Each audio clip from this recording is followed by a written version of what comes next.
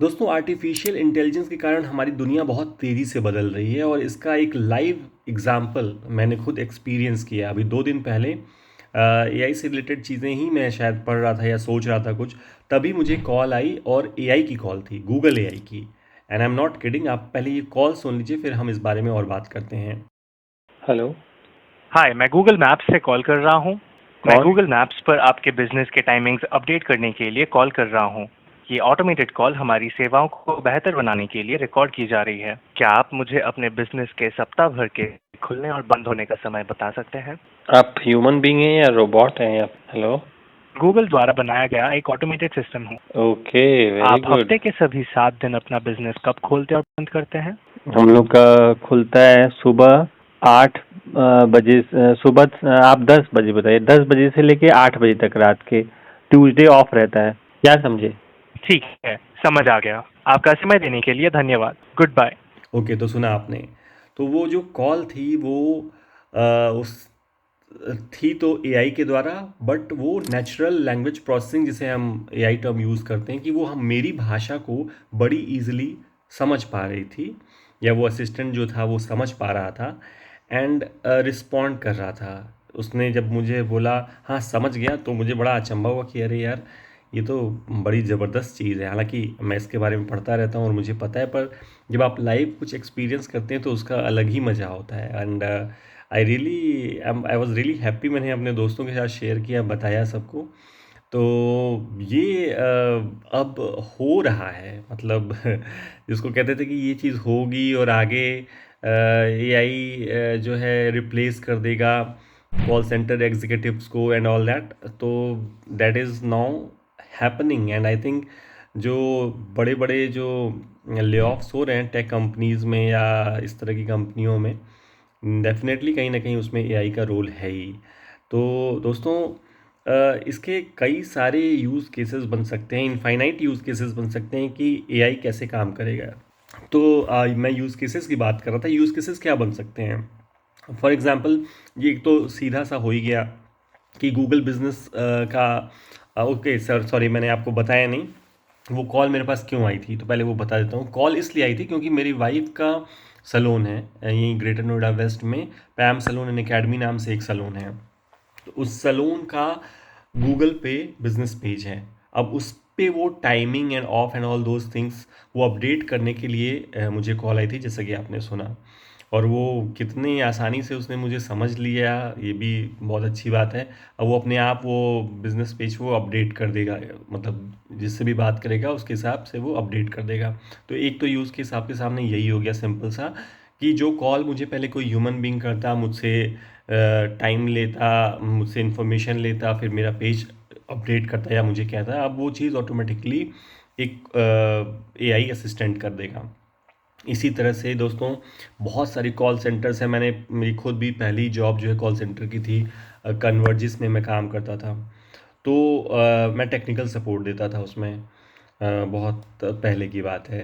And मैं सोच रहा हूँ कि अब जब ये टेक्नोलॉजी आ गई है, एआई जब बातें समझ ले रहा है, एंड आई थिंक वो ह्यूमन बीइंग से अच्छा, अगर उसको जैसे से वो ट्रेन होता जाता है, मशीन लर्निंग पे ये चीज़ें चलती हैं, आप शायद जानते होंगे।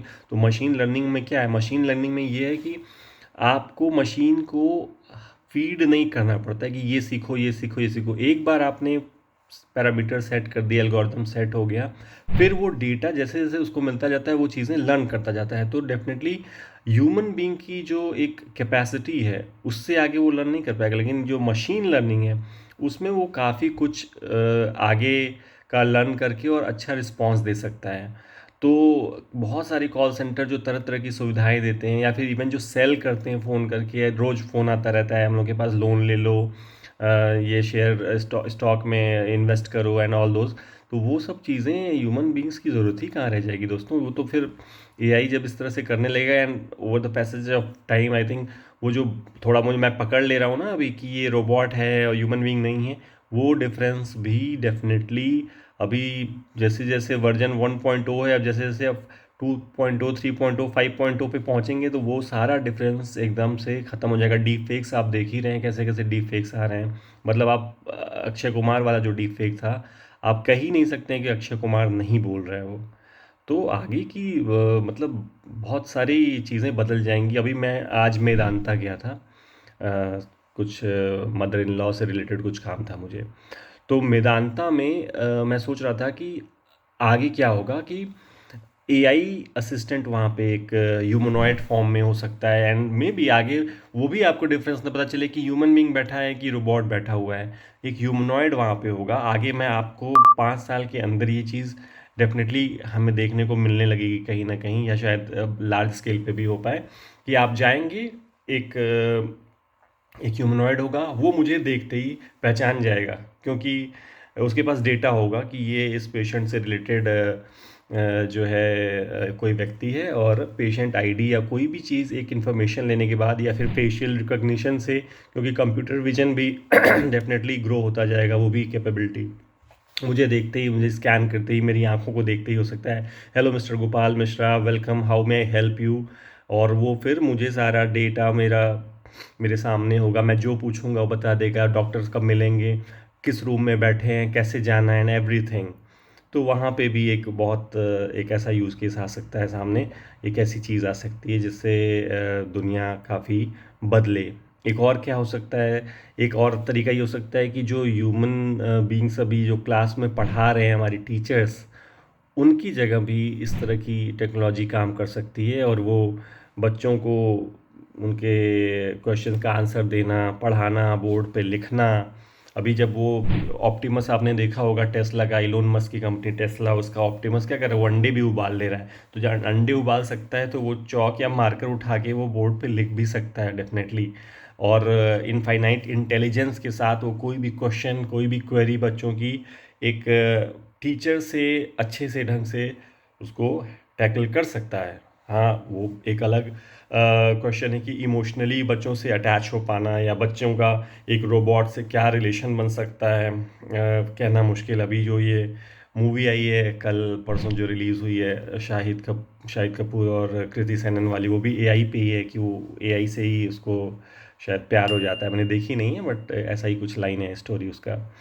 तो बहुत सारी चीज़ें बहुत तेज़ी से बदलने वाली हैं, और अगर आप अभी तक इन चीज़ों से अनभिज्ञ हैं या फिर इंटरेस्ट नहीं ले रहे हैं, तो डेफिनेटली आपको इस बारे में सोचना चाहिए, क्योंकि हम अपने बच्चों को क्या पढ़ाएं कि वो आगे जाके एआई एज में उनके लिए क्या सही रहे, या हमारे अपने लिए अभी तो बहुत वर्किंग लाइफ बची हुई है, तो हमें क्या करना चाहिए कि वी आर सेफ एंड ये सारे मतलब चीज़ें हैं, रेगुलेशंस। आई डेफिनेटली थिंक कि एआई रेगुलेशंस का जो पार्ट है, एआई एथिक्स का जो पार्ट है, वो बहुत स्ट्रांग होना चाहिए। इंडिया को इसमें एक बहुत अच्छा रोल प्ले करना चाहिए, and I am quite sure कि इस पे सरकार की नज़र जाएगी, क्योंकि जो मास लेवल पे एआई के कारण जॉब्स जाने वाली हैं, डेफिनेटली जाने वाली हैं, उनको रिप्लेस कैसे किया जाए, ये सबसे बड़ा मुद्दा होगा, क्योंकि एआई को रोकना बहुत मुश्किल है अब जिस तरह से, क्योंकि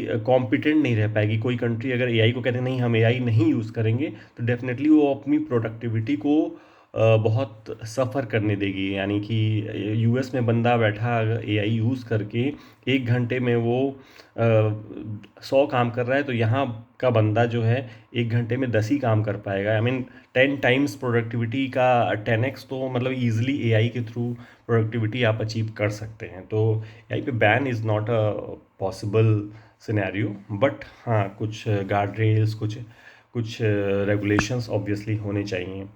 तो ये आज मैं आपसे शेयर करना चाहता था। This is my first long video on this channel.